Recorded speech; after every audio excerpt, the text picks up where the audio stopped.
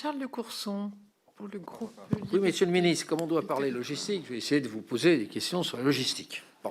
Alors, la première question, c'est quelle logistique vous envisagez de mettre en œuvre pour vacciner les personnes âgées en GIR1 et GIR2, mais qui sont à leur domicile et pas en établissement? Je vous pose cette question parce que nous, on a pris des initiatives avec les pompiers de notre département et le conseil départemental. On va vacciner les gens à domicile. Oui. Bon, mais c'est des initiatives locales qui ont été faites en liaison naturellement avec le préfet. Première question. Deuxième question. Oui, je ne sais pas si vous avez écouté ce que nous a dit le médecin qui représentait une partie de la profession sur les dysfonctionnements de la chaîne logistique que nous avons tous constatés. Alors, ma question est la suivante. Est-ce que vous ne pensez pas que le fait de s'appuyer dans les territoires sur les ARS qui n'avaient pas de compétences en matière de logistique et ne pas mettre les ARS en plus sous l'autorité des préfets et de ne pas s'appuyer au démarrage sur les collectivités territoriales, les CEPAM et la MSA, explique une bonne partie des dysfonctionnements logistiques qu'on a pu constater? Merci, monsieur le député. Monsieur le ministre. Très bonne question, monsieur le député, sur les personnes âgées en perte d'autonomie à domicile. C'est une priorité, je le disais tout à l'heure. Un, on rembourse les transports médicalisés pour aller chercher ces personnes âgées, les amener à un centre et les ramener chez elles. Deux, les vaccinations à domicile ont lieu dans un certain nombre de territoires et j'ai beaucoup poussé les collectivités, notamment les départements, à faire en sorte que les personnes âgées puissent être identifiées. Les CCAS, les communes, avec le fichier canicule par exemple, connaissent bien ces personnes âgées isolées. Et depuis le mois de novembre, première réunion où je parle de ce sujet-là avec les collectivités, en leur disant saisissez-vous vraiment de cet enjeu parce que vous pouvez le faire mieux que n'importe qui ne pourra jamais le faire.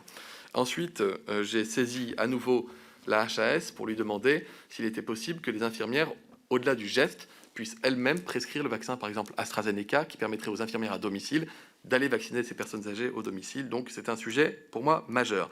L'organisation territoriale, monsieur le député, ce sont les préfets, ce sont les agences régionales de santé et ce sont les collectivités.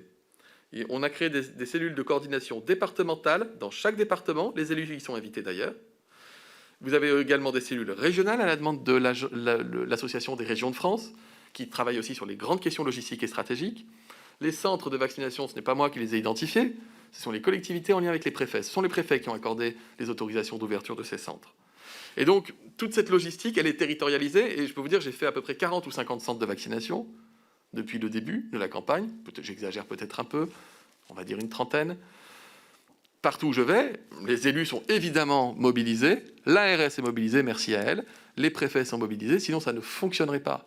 Donc il y a une cohésion dans les territoires, mais c'est toujours frappant de voir parfois,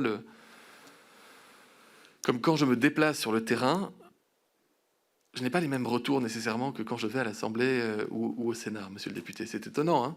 Et parfois même, les mêmes parlementaires qui parfois m'interrogent sur l'absence de coordination dans les territoires, quand je les vois dans leur propre territoire, me disent « mais chez moi, ça marche super bien ».